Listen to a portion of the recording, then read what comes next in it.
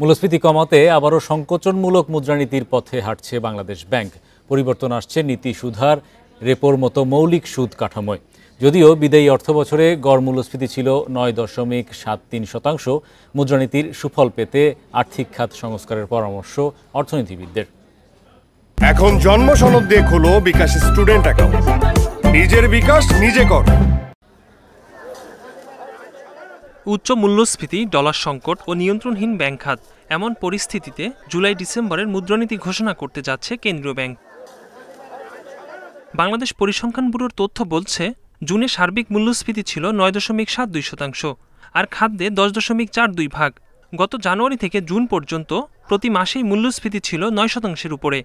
মূল্যস্ফীতির লাগাম টানতে ব্যাংক নীতি সুদহার বাড়ানো হলেও নিয়ন্ত্রণ করা যায়নি। চলতি অর্থবছর সংকোচনমূলক বাজেট ঘোষণা করে সরকার। আর্থিক নীতির সাথে সামঞ্জস্য রেখেই আগামী ৬ মাসের জন্য মুদ্রানীতি দিবে বাংলাদেশ ব্যাংক। এক্ষেত্রে ঋণের সুদহারের সাথে বাড়ানো হতে পারে নীতি সুদহার, রেপো, রিভার্স রেপোর হার।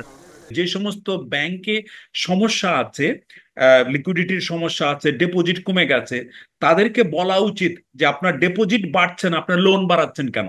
সুতরাং তাদের লোন দেবার যে টার্গেট সেটা আস্তে আস্তে কমাতে হবে। তবে স্মল এবং মিডিয়াম এন্টারপ্রাইজ এবং কৃষি এগুলোতে হাত না দিয়ে এগুলি লক্ষ্যমাত্রা নির্ধারণ করে সেগুলো কিন্তু খুব ফলপ্রসূ হয় না।